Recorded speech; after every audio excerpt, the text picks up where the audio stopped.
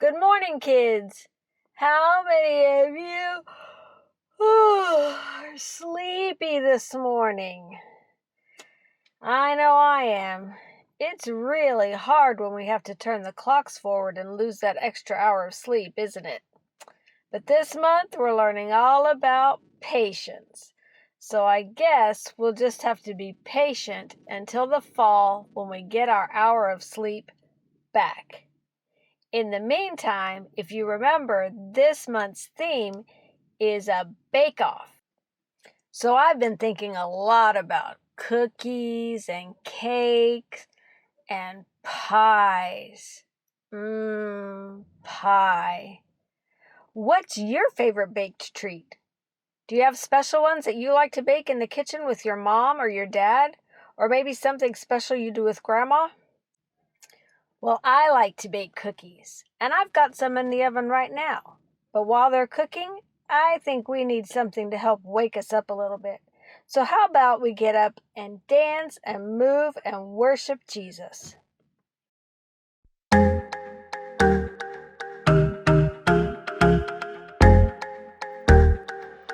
Sometimes it's hard to wait for all the things that I want.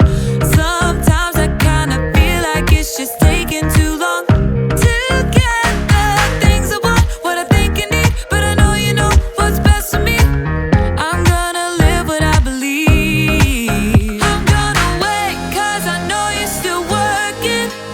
I'm gonna have patience 'cause it'll be worth it. I'm gonna have faith, I know you have a purpose. I'm gonna wait 'cause I know you're still working on me. Still working on me. I know that sometimes I just need to slow down and trust that you are working all of this out. You know the things I want, what I think I need, but I know you know what's best for me. I'm gonna live what I believe. I'm gonna wait 'cause I know you're still working. I'm gonna have patience 'cause it'll be worth it. I'm gonna have faith, I know you have a purpose. I'm gonna wait 'cause I know you're still working on me. Still working on me. I'm gonna hold up, slow down. I'm gonna trust that you're working it out. I'm gonna hold up, slow down. I'm gonna trust that you're working it out. I'm gonna hold up, slow down. I'm gonna trust that you're working it out. I'm gonna hold up, slow down. I'm gonna trust that you're working it out. I'm gonna wait 'cause I know you're still working. I'm gonna have patience 'cause it'll be worth it. I'm gonna have faith, I know you have a purpose. I'm gonna wait 'cause I know you're still working on me. Still working on me. Still working on me.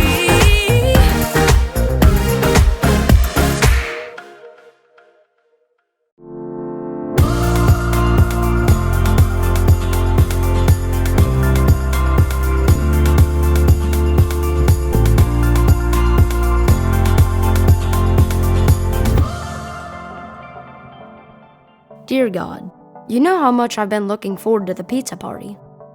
We've planned it for, well, it seems like forever. We sent out the invitations, and it took a while for everybody to tell me if they could come. Then we made a sign-up sheet so people could bring their favorite ingredients. Even pineapple. Dad and I were going to make the dough so everybody could make their own personal pizza. I never helped make the dough before, so I was excited when we started setting out the ingredients in Grandma DeMartino's recipe. We had to make a lot of dough so everybody would get their pizza.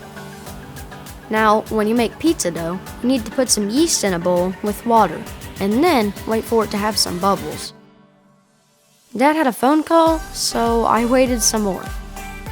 And I waited and waited and waited. I thought I waited long enough, but I didn't. We waited on the dough to rise, but it never did. I thought I ruined the whole party, but then Dad said even Grandma did the same thing. We went to the store to get some pre-made dough we could use. It wasn't like Grandma's, but at least that way we could still have the party. God, thank you for a great party. We need to try it again sometime.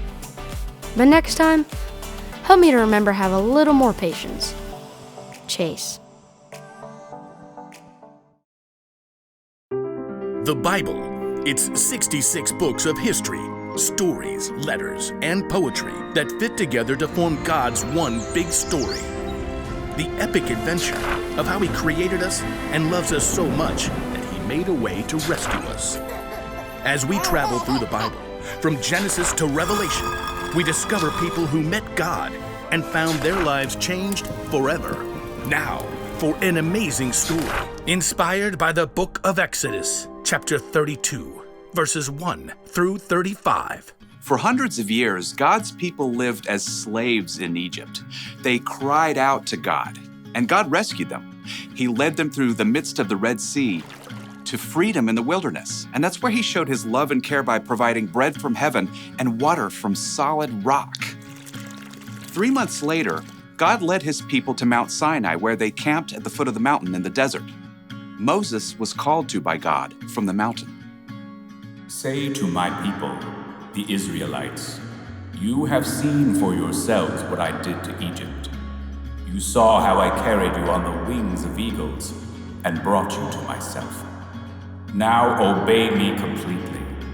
If you do, then out of all the nations, you will be my special treasure. Moses shared God's word with the people.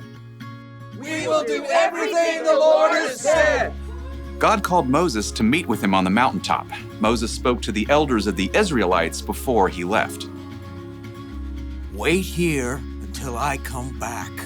My brother Aaron and Hur will stay with you. Anyone who has a problem can go to them. Don't sweat it. We got this. No one can come up. The mountain is holy. Noted. I'll see you soon-ish. Have fun storming the mountain. As Moses and his assistant Joshua began to climb the steep slopes, the glory of God settled on Mount Sinai like thick cloud and burning fire. I will give you stone tablets. They contain the law and commandments I have written to teach the people. Moses stayed within the cloud on top of Mount Sinai, talking with God for 40 days and nights. Meanwhile, back at the camp, the Israelites were growing restless. I'm so, over this desert camping thing. Yeah, that Moses seems kind of unreliable to me. Yeah, what if he's making up all the God stuff? You know, besides the cloud and the Red Sea and food from heaven and all that. He's certainly taking long enough. Hey, Aaron, where's your brother? Aaron shrugged and pointed to the cloud that hovered over the mountain. You know as much as I do. We need someone to really take charge. A God we can see, a God who will lead us. Keep talking, bro. Moses may have brought us out of Egypt, but he's just disappeared. Poof. What are you gonna do, Aaron? Aaron was tired of the people's complaining, so he buckled under pressure. Give me all your gold jewelry. Aaron took all the gold the people brought him and melted it down. Then he shaped it into the form of a golden calf. Israel, here is your God who brought you out of Egypt. It's so shiny. Well, when Aaron saw how excited the people were, he built an altar in front of the calf. Tomorrow will be a feast day. So all the next day, the Israelites brought sacrifices to honor a golden calf made out of their own jewelry. The people ate, drank, and danced wildly in front of the statue. Who wants to walk like an Egyptian? Huh? Not me. We just got out of there. Thanks to this amazing calf. Back on the mountain, in the midst of the cloud, God spoke to Moses. Go down. Your people you brought up out of Egypt have become very sinful. They have turned away from what I commanded.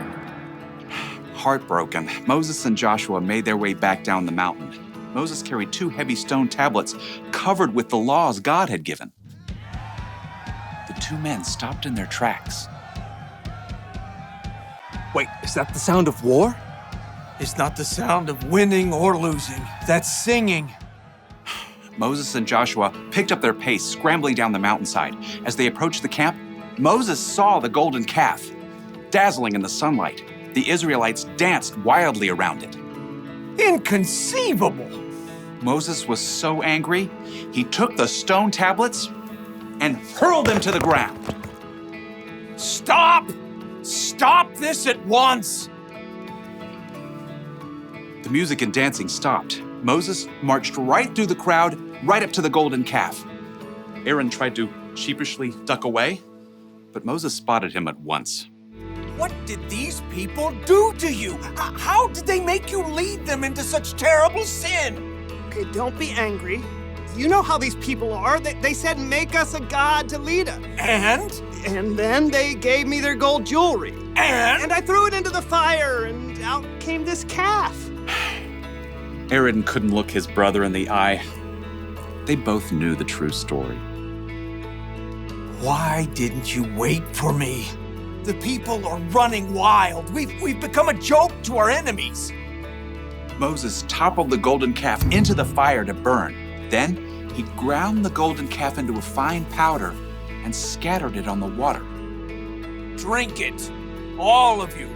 This is hard to drink. Oh, my stomach feels downright awful.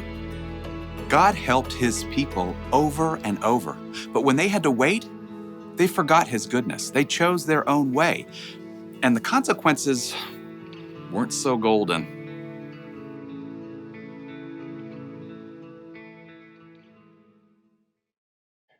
Moses was angry because of how impatient the people had been. Over and over again, God had helped them. He had rescued them from Egypt. He'd led them through the wilderness. He'd even helped them find food and water every day. And after all of that, when the Israelites had to wait for Moses for just a little while, they forgot what God had told them about who he is and how to follow him. And they chose their own way. And in the end, they had to face the nasty consequences. If only they'd remembered what's true about God, that they could trust him no matter what, that he is faithful and trustworthy, and he would never, ever leave them. If the Israelites had focused on those things, this story could have had a much better ending. But they forgot. We can make a better choice than they did. We can choose to focus on the truth that we can trust God and be patient. Just remember our bottom line for today. When you have to wait, remember what's true. Well, I've been waiting for those cookies for a very long time, so I'm going to go get them out of the oven. I'll see you all next week. Bye!